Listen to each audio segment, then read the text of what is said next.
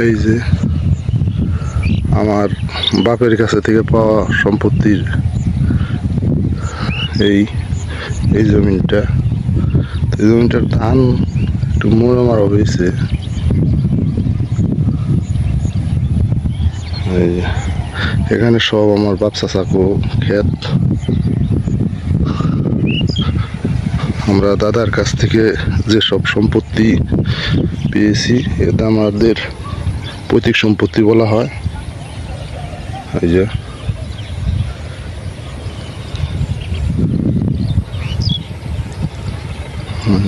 দেখছেন,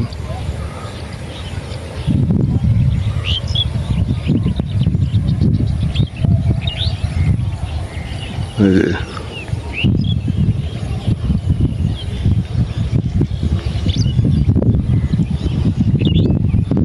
আমার অংশে যে এই যে এই জায়গাটুক একবারে পুরো ওই যে নদীর পার পর্যন্ত।